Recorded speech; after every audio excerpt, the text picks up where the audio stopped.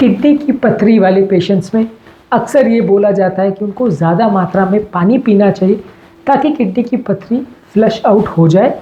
Kidney के जो crystals हैं जिसकी वजह से पथरी बनती है वो पेशाब के रास्ते बह जाए, एक तरह से डाइल्यूट हो जाए।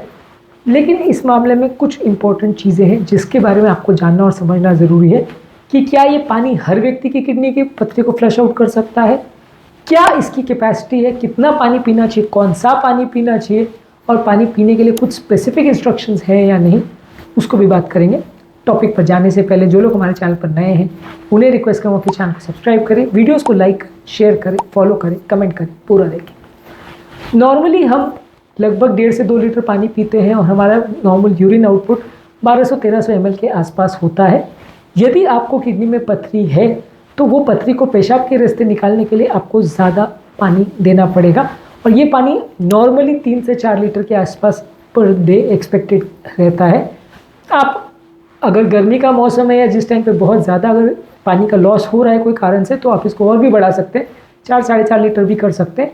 लेकिन ये पथरी को निकालने के लिए या बहाने के लिए आपको थोड़ा एक्स्ट्रा पानी पीना पड़ेगा, यानी नॉर्मल 1.5-2 लीटर के बदले आपको एटलीस्ट 3 लीटर के आसपास पानी पीना पड़ेगा, तो आपकी किडनी की पथरियाँ निकल जाएंगी। अगला इंपॉर्टेंट सवाल ये है कि क्या हर पथरी से निकल जाती है? देखिए, ज़्यादातर जो बहुत छोटे साइज़ की पथरी होती है 2-3 मिलीमीटर की, ज़्यादातर उसके निकलने का चांस ज़्यादा रहता है। जितनी बड़ी पथरी का साइज़ है उसके निकलने का चांस उतना कम है। अगर वो पथरी में जो केमिकल है या पथरी में जो क्रिस्टल्स है वो पानी के साथ घुल जाते हैं और उसका साइज़ अपने आप पानी के प्रेशर की वजह से छोटा हो जाता है तो उसके बह जाने या निकल जाने के चांस बढ़ जाते हैं।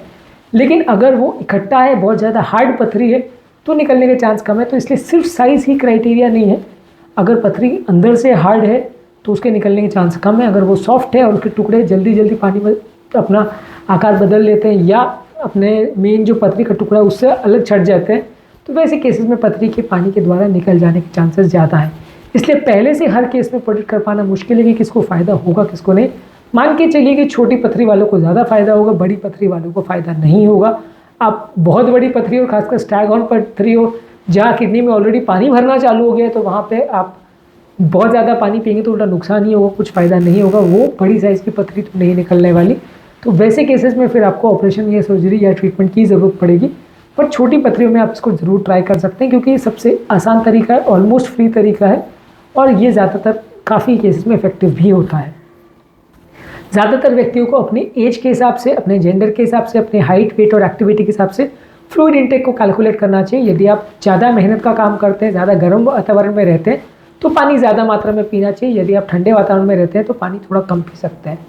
अगला इंपॉर्टेंट रूल है कि आपको ये पानी को स्पेस आउट करना पड़ेगा, यानी कि ये पानी को 2-4 घंटे 6 घंटे के इंटरवल में आप थोड़ा थोड़ा करके पिएंगे तो ज़्यादा अच्छा है। एक ही बार में 3 लीटर पीने की कोशिश करेंगे तो उतना ज़्यादा फ़ायदा नहीं होगा।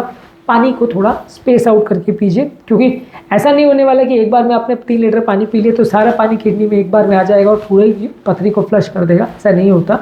ज़्यादातर आपको कंटिन्यूसली वो पानी का लेवल मेंटेन रखना पड़ेगा ताकि जब कभी भी वो छोटे छोटे क्रिस्टल्स वहाँ पे बनते जाए, पानी जैसे जैसे पेशाब के रास्ते आता जाए उनको बहाता ले जाए और कंटिन्यूसली वहाँ पे ज़्यादा पानी रहना चाहिए, तब आपको ज़्यादा अच्छे रिजल्ट्स मिलेंगे। एक बार में 3 लीटर पानी या 4 लीटर पानी पी लेने से बहुत ज़्यादा फ़ायदा नहीं होगा। इसके अलावा आपको पानी को ही ज़्यादा अपना प्राइमरी फूड बनाना चाहिए। यदि इसके बदले चाय, कॉफ़ी, सोडा या दूसरे तरह के बेवरेजेस या जूस वगैरह आप लेते हैं तो उतना फ़ायदा नहीं होगा, ज़्यादा फ़ायदा पानी से ही होगा। तो इसलिए आपको अगर पानी के लिए बोला गया तो उसका मतलब ये नहीं कि कोई भी तरल पदार्थ को इसमें इंक्लूड कर रहे हैं, इसमें ज़्यादातर पानी पर फोकस करें तो अच्छा है। इसके अलावा आप सिट्रस फ्रूट्स के बेवरेजेस यानी कि नींबू का पानी है, संतरे मौसम्बी का जूस है, ग्रेप फ्रूट जूस है, ये सारी चीज़ें ले सकते हैं।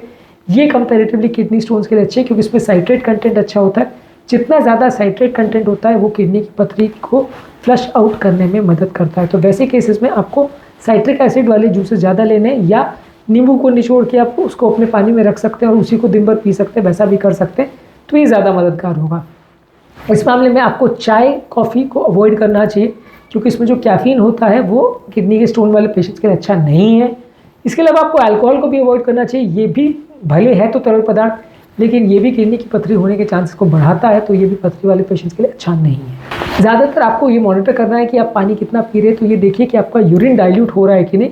यदि यूरिन का कलर डार्क या ब्राउन आ रहा है तो इसका मतलब आप पर्याप्त पानी नहीं पी रहे, आपको ज़्यादा पानी की ज़रूरत है। और यदि यूरिन का कलर बहुत पेल या बिल्कुल सफ़ेद आ रहा है इसका मतलब आप ज़्यादा पानी पी रहे हैं। तो पथरी वाले पेशेंट्स को उल्टा कोशिश ये करनी चाहिए कि यूरिन का कलर लगभग सफ़ेद जैसा हो जाए, जो कि इंडिकेट करे कि आप ज़्यादा पानी पी रहे हैं। और यदि किसी व्यक्ति को फ्लूइड लॉसेज हो रहे हैं, मान लीजिए आपको लूज मोशन हो रहे हैं या वॉमिट हो रहा है या कोई ऐसा प्रॉब्लम हो रहा है कि जहाँ पे आपका पानी लॉस हो रहा है या बहुत ज़्यादा पसीना भी अगर आ रहा है, तो वैसे केसेस में भी आपको थोड़ा सा फ्लूइड लॉसेस के हिसाब से उसको कवर अप करने के लिए थोड़ा एक्स्ट्रा पानी पीना पड़ेगा। हर तरह की पथरियाँ पानी से घुल जाएंगी ऐसा ज़रूरी नहीं है, इसलिए हर व्यक्ति को एटलीस्ट एक बार अपने डॉक्टर से डिस्कस कर लेना चाहिए, नहीं तो पता चले वो खाली पथरी को कम करने के लिए पानी के भरोसे बैठा रहे और धीरे धीरे करके किडनी फेल हो जाए, तो वो अच्छी बात नहीं है। पथरी में इफेक्ट आ रहा है कि नहीं आ रहा है, ये देखने के लिए भी आपको रेगुलर मॉनिटरिंग की ज़रूरत है, रेगुलर सोनोग्राफी की ज़रूरत है। आपने पथरी डायग्नोज कर ली और फिर सिर्फ पानी पीना चालू कर दिया और 5 साल के बाद डॉक्टर के पास गए, पता चले पथरी ने तब तक किडनी को फेल कर दिया, तो वो अच्छी बात नहीं है। रेगुलर आपको चेकअप करना पड़ेगा। ज़्यादातर ये पथरी को निकलने में 1-2 महीना जैसा टाइम लगेगा। अगर उसके बाद भी फ़ायदा नहीं हो रहा है तो ज़्यादातर केस में लॉन्ग टर्म भी उतना फ़ायदा नहीं होगा। इसके अलावा कोई भी पानी जो आप ले रहे हैं उसमें सोडियम का कंटेंट कम होना चाहिए, नमक ऊपर से मत डालिए, सिंपल पानी ज़्यादा लीजिए। दूध को भी अवॉइड करिए, दूध में भी थोड़ा सा कैल्शियम कंटेंट ज़्यादा होता है, तो वो भी बहुत अच्छा नहीं माना जाता है।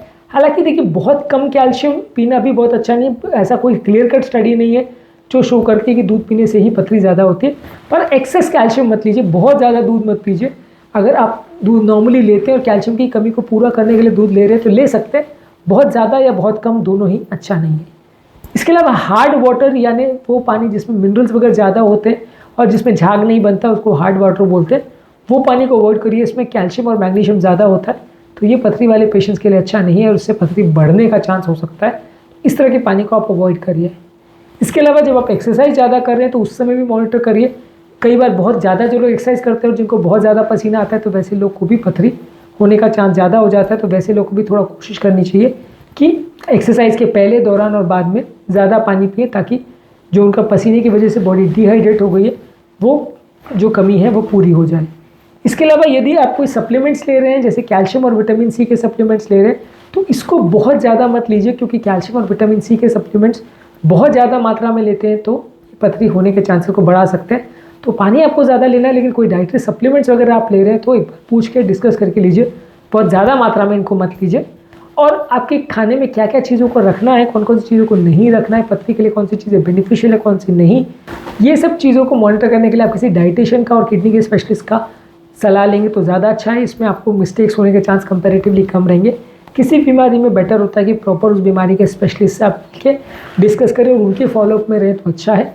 यदि आप अपने भरोसे सारी बीमारियों को ट्रीट करने की कोशिश करेंगे तो गलतियाँ होने के, प्रॉब्लम होने के चांस बढ़ जाते हैं। इसके अलावा कोई भी अगर आपको बॉडी में डिहाइड्रेशन हो रहा है या शरीर का पानी कम हो रहा है, बहुत ज़्यादा मुंह सूख रहा है, चक्कर, कमजोरी आ रही है, पेशाब कम हो रहा है, पेशाब का कलर चेंज हो रहा है, इस तरह के यदि कोई भी चेंजेस आ रहे हैं तो उसको मॉनिटर करिए और ज़्यादा पानी पी के उसको नॉर्मलाइज करिए। कोई भी कारण से अगर आपका गर्मी बहुत ज़्यादा है, पसीना बहुत ज़्यादा है, या लूज मोशन हो रहे हैं, या गैस्ट्रोएंटेराइटिस हो रहा है, वॉमिट ज़्यादा हो गया, तो ये सब कारणों से कई बार बॉडी डिहाइड्रेट हो सकती है। डिहाइड्रेशन कई बार पथरी होने के चांसेस को बढ़ा देती है, इसको आप अवॉइड करिए तो पथरी होने के चांस कुछ हद तक कम हो जाएंगे। आज के टॉपिक में हमने बात करी कि यदि किसी व्यक्ति को पथरी की प्रॉब्लम है तो पानी पीने संबंधित कौन कौन सी इंपॉर्टेंट चीज़ों का उसे ध्यान रखने की आवश्यकता है ताकि पथरी की प्रॉब्लम कंपैरेटिवली कम हो। उम्मीद करूँगा कि आज के टॉपिक में कुछ नई बातें जानने को मिली। जो लोग हमारे चैनल पर नए हैं उन्हें रिक्वेस्ट करूँगा कि चैनल को सब्सक्राइब करें, वीडियोज़ को लाइक करें, शेयर करें, फॉलो करें, कमेंट करें, पूरा देखें। और किडनी की पथरी संबंधित हमने ऑलरेडी काफ़ी वीडियोज़ किए, उन्हें ज़रूर चेकआउट करें। Thank you.